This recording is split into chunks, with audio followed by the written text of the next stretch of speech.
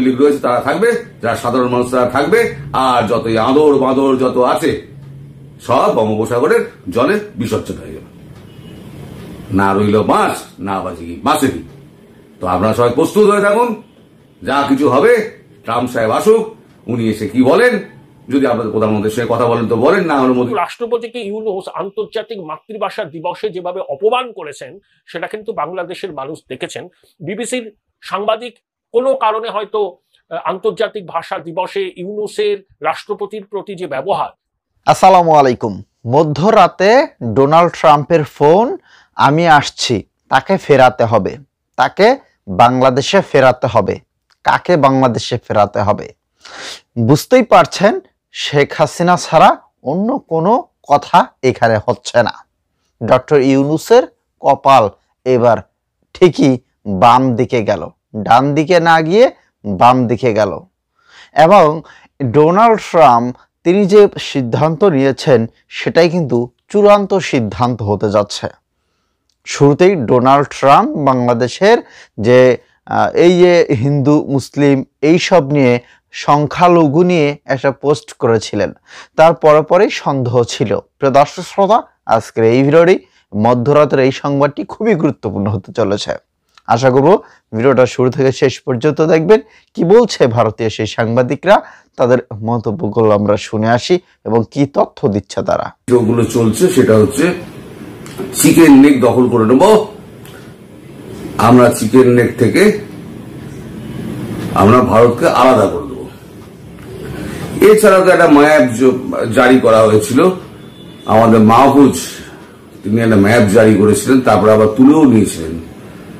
সেটা হচ্ছে আমাদের West Bengal, Bihar, Orissa, chicken neck সব বাংলাদেশ নিয়ে নেবে, তা একদম ম্যাপ ট্যাপ জারি করে রেখে দিয়েছে। তার মানে মনের ভেতরে এই খায়েশটা রয়েছে যে আমরা ভারতবর্ষ অধিকার করব, তারপর ধীরে ধীরে আমরা দিল্লির দিকে যাব, তারপরে সেই গাজওয়ায়ে হিন্দ। মানে বড় ভাইয়ের যে স্বপ্ন দেখতে দেখতে বড় ভাই বিক্রি হয়ে গেছে পাকিস্তান, সেই বড় ভাইয়ের স্বপ্ন এখন ছোট ভাইয়ের ঘাড়ে চেপেছে। তাই ছোট ভাই এখন খুব স্বপ্ন টপ্ন দেখছে, তা ভারতবর্ষ কি করে, ভারতবর্ষ ছোট দেশ, কমজোরি দেশ, সে আগে থেকে সুরক্ষা ব্যবস্থাগুলো ঠিকঠাক করছে। একদম বাকি ছিল T-90 ট্যাঙ্ক, অন্য জায়গায় মহড়া টহড়া হয়, কিন্তু শিলিগুড়ি চিকেন নেকে এই প্রথমবার একটা মহড়া হলো। এছাড়া সমস্ত আপনার যত মিসাইল ফিসাইল যেগুলো আছে সেগুলো তো ঝাড়া পোছা সমস্ত কমপ্লিট, ওভারঅলিং কমপ্লিট হয়ে গিয়েছে। মোটামুটি আমি যেটা বলেছিলাম 4টে অঞ্চল, সেই 4টে অঞ্চলে বিভিন্ন ইনস্টলেশন বসানো থেকে শুরু করে আপনার মানে সব রেডি হয়ে গেছে। এবার শুধু ফাইনাল অ্যাকশনের দিন। এই যে চিকেন করিডোর যে এখানে আমাদের এখানে যে এটা হয়েছে, সেটা নিয়ে এবার বাংলাদেশের কাগজেও একটা বেরিয়েছে খবর। ইনকিলাব লিখেছে, এবার ভারতীয় সেনাবাহিনীর ত্রিশক্তি কোর সীমান্ত এলাকায় তাদের তৎপরতা বৃদ্ধি করেছে, যা বেশ চোখে পড়ার মতো। বিশেষ করে সিকিম এবং শিলিগুড়ি করিডোরের সুরক্ষা নিশ্চিত করতে তারা একটি বিশাল সামরিক মহড়া আয়োজন করেছে, যেখানে ব্যবহার করেছে অত্যাধুনিক T-90 ট্যাঙ্ক, এর সাথে আবার অত্যাধুনিক ভারী সব অস্ত্র। ভারত এই মহড়া চালানোর পরই তা নিয়ে চারিদিকে উঠেছে জল্পনা। ঠিক কোন উদ্দেশ্যে ভারত হঠাৎ করে সীমান্তে এত বড় মহড়া চালালো, সেটি নিয়ে হচ্ছে চুলচেরা বিশ্লেষণ। চুলচেরা বিশ্লেষণে কিছু নেই ভাই, আপনাদের দেশে আক্রমণের সমস্ত পরিকল্পনা হয়ে গেছে, ডেটও ফিক্স হয়ে গেছিল। আমি বলছি, ডেট বলবো না আমি, কিন্তু ডেট ফিক্স হয়ে গেছিল। কিন্তু বাদ সেরেছে কোথায় জানেন? গতকাল রাত্রিবেলা ট্রাম্পের কাছ থেকে একটি ফোন আসে আমাদের প্রধানমন্ত্রী মোদিজির কাছে। মোদিজি আছেন এখন গুজরাটে, আজকে ফিরে গেছেন, কালকে তিনি ছিলেন গুজরাটে, অভয়ারণ্য ঘুরছিলেন।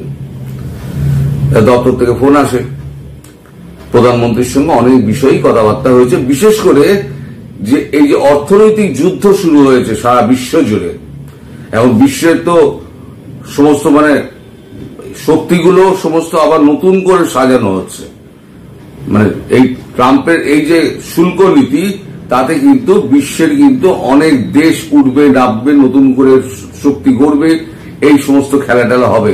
অর্থনৈতিক একটা যুদ্ধ তৈরি হয়ে গেছে।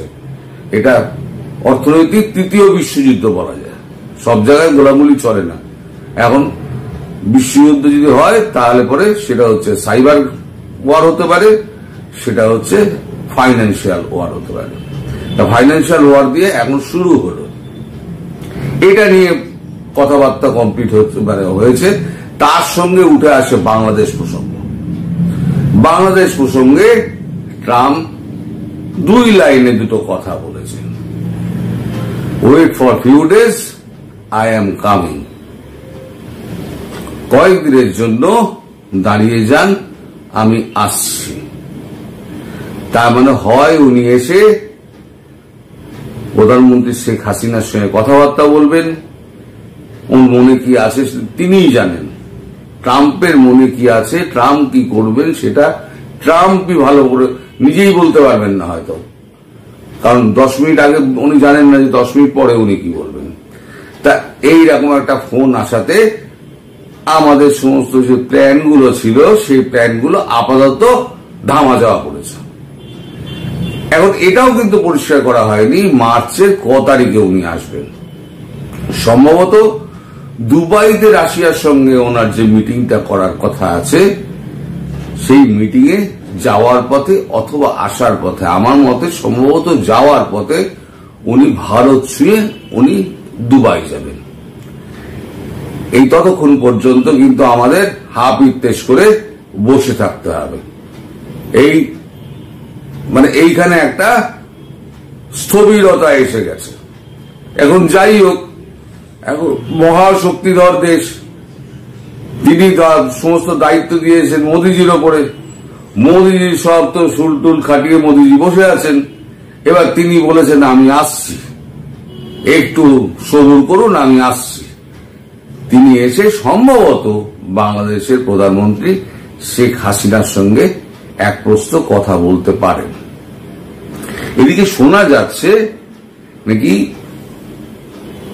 তুলসী গেবার্ডের সঙ্গে একটা কথা হয়েছে আমাদের শেখ হাসিনা। কতটা সত্যি কতটা মিথ্যে আমি জানি না, কিন্তু এরকম একটা খবর বেরিয়েছে 21 টিভিতে। তারা লিখেছে মার্কিন গোয়েন্দা প্রধান ও হাসিনার বৈঠক যা জানা গেল, এইটা ওনারা লিখেছেন। তাই এই খবরটার কিন্তু সত্য মিথ্যে কিছুই কিন্তু আমি বলতে পারবো না, কারণ আমার উপরে এই কথাটার উপরে আমার উপরে বিশ্বাস করবেন না এই কথাটা কতটা সত্যি কতটা মিথ্যে। তবে এটা ঘটনা যে শেখ হাসিনার দেশে ফেরা নিয়ে, দেশে ফেরা তো চূড়ান্ত, এ নিয়ে কোনো সন্দেহ নেই। এখন সেটা মার্চ মাসের কবে হবে, কারণ ভারত চাইছে মার্চ মাসের মধ্যে এই চ্যাপ্টার ক্লোজ করে দাও। কারণ বিশ্বে যে অবস্থা হচ্ছে সেখানে ভারতের কি অবস্থান হবে সেটা নিয়ে ভারতকে কিন্তু এবার চিন্তা করতে হবে, কারণ সবাই কিন্তু ভারতকে নিয়ে এটা আটানি করবে। ভারত হচ্ছে সব থেকে বড় দেশ, সব থেকে বড় বায়ার এবং ফুড বাস্কেট অফ ওয়ার্ল্ড। সারা বিশ্বে খাদ্য রপ্তানি করে থাকে, নিজের খাবার জুগিয়ে সারা বিশ্বে খাদ্য রপ্তানি করে থাকে। সেই ভারতকে এখন আমেরিকা ছাড়বে না। ইউরোপিয়ান ইউনিয়ন অলরেডি তাদের একটা 21 জনের একটা প্রতিনিধি দল উর্সুলা মহিলা যিনি আছেন ওদের ইউরোপিয়ান ইউনিয়নের কাউন্সিলের যিনি চেয়ারম্যান উর্সুলা, তার নেতৃত্বে মোদীজির সঙ্গে এসে দেখা করে গিয়েছেন 21টা দেশের নেতারা। ফলে ইউরোপিয়ান ইউনিয়ন ছাড়বে না। রাশিয়া আমাদের দীর্ঘদিনের বন্ধু, চীনের সঙ্গে রাশিয়ার সম্পর্ক ভালো, চীনের উপরে ট্যারিফ বসিয়েছে, চীন আমাদের সঙ্গে শত্রুতা বন্ধ করে দিয়েছে। এখন চীন চাইবে রাশিয়া, চীন এবং ভারত একটা মহাশক্তি, একটা ব্লক হোক, সেখানে রাশিয়ার সঙ্গে চীনের কি সম্পর্ক থাকবে, ভারতের সঙ্গে কি সম্পর্ক থাকবে, অনেক জটিল ব্যাপার আছে। এই জটিল ব্যাপারগুলো সব সমাধান করার জন্য ভারতের মাথাটা খালি হওয়া দরকার। সেখানে এই একটা যদি সমস্যা একটা থেকে যায়, শেখ হাসিনা পর্ব, এটাকে মেটাতেই হবে। তাই একেবারে মার্চের মধ্যে এটাকে একেবারে স্যাডেল করতে চাইছে ভারত। আর তার জন্য সমস্ত রকম প্রক্রিয়া এবং প্রকরণ সমস্ত সাজানো হয়ে গিয়েছে, এখন শুধু ঢোকার অপেক্ষা। এরা যা করছে বাংলামু এগুলো করুক, তাতে ভারতবর্ষের কোনো মানে এ নেই, কিছু যায় আসে না। আমাদের রিজার্ভ ফোর্স ছেড়ে দিন, আমাদের কমব্যাট ফোর্স যেটা আছে সেটা হচ্ছে 13.5 লক্ষ। রিজার্ভ ফোর্স ছেড়ে দিন, 13.5 লক্ষ। তার মধ্যে যদি 5 লক্ষ সৈনিক যদি ভারত বা পাকিস্তানে বাংলাদেশে ঢুকিয়ে দেওয়া হয়, তাহলে অলিতে গলিতে পিঁপড়ে মশা মাছির মতো ঠিক ঠিক ঠিক ঠিক করে হচ্ছে ভারতীয় সৈন্য। আর বাংলাদেশটাকে 4টে ভাগে ভাগ করা হচ্ছে। 4 ভাগে ভাগ করে বাংলাদেশে ভাগাভাগি হবে না, 4 ভাগে ভাগ করে আর কি অ্যাকশনটা হবে। এরকম ক্রস করে, এরকম একটা ক্রসে একটা অ্যাকশন হবে, এরকম একটা ক্রসে একটা, এরকম একটা ক্রসে, এরকম একটা ক্রসে। তার মানে একদিক দিয়ে সমুদ্র আর 3 দিক দিয়ে 3 দিক ঘেরা, 3 দিক জমি আছে আর একদিকে সমুদ্র আছে। সমুদ্র একদিকে ঘেরা হবে আর 3 দিকে জমি ঘেরা হবে। এবার 3 দিক থেকে মুভ করা হবে, এরকম একটা কিছু একটা হতে পারে। এখন ডিফেন্সের ব্যাপার আমায় তো সব বলবে না, ইতিমধ্যে যা শুনি, এর প্রাইভেট একটা ফাংশনে আমাদের সেনাপ্রধান দ্বিবেদী সাহেব তিনি বলেছেন যে they have cross every red line. বাংলাদেশের প্রতি এতটাই বিরক্ত, বলছেন তারা সমস্ত রেড লাইন ক্রস করে ফেলেছে। মানে আমাদের ধৈর্যেরও সীমা শেষ। ওই ওয়াকারুজ্জামানের মতো বলতে হয়, এনাফ ইজ এনাফ। এবার আপনারা তৈরি হয়ে থাকুন ভাই, আপনাদের জন্য কিন্তু বড় রকমের একটি বংশদণ্ড একদম আপনাদের জন্য ঠিক হয়ে আছে। এইবারে এই সেনা বাহিনীর মধ্যে আবার একটা চাঞ্চল্য দেখা দিয়েছে। এখন ওয়াকারুজ্জামান নেই, তিনি তো বিদেশ গিয়ে বসে আছেন, কঙ্গোতে না কোথায় গেছেন, এটা কনফার্ম উনি কঙ্গোতে গেছেন, আফ্রিকান রিপাবলিকের কঙ্গোতে গেছেন, ওখান থেকে উনি দেশেই ফিরবেন। আশা করব এই তরুণ ঘোষ দাদার এই ভিডিও সম্পর্কে মতামত অবশ্যই কমেন্টে লিখবেন। তার ভিডিওগুলো আপনারা প্রায় সকলেই পছন্দ করেন এবং প্রচুর শেয়ার করে দেন। আমি দেখেছি যে তার কথাগুলো আপনাদের ভালো লাগে। তো যাই হোক, যার ভালো লাগে অবশ্যই ভিডিওগুলো শেয়ার করে দেবেন এবং ভিডিও সম্পর্কে মতামত করবেন কমেন্ট বক্সে। দর্শক শ্রোতা, শেখ হাসিনাকে নিয়ে চাঞ্চল্যকর তথ্য একের পর এক উঠে আসছে এবং ভারত যেহেতু এখনো ভারতে আছে, তো সেহেতু তো বলাই যায় যে কোনো সময়ে যে কোনো কিছু ঘটে গেলেও যাইতে পারে।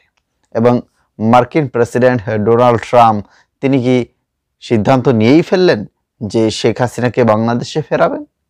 কি বলবেন আপনারা?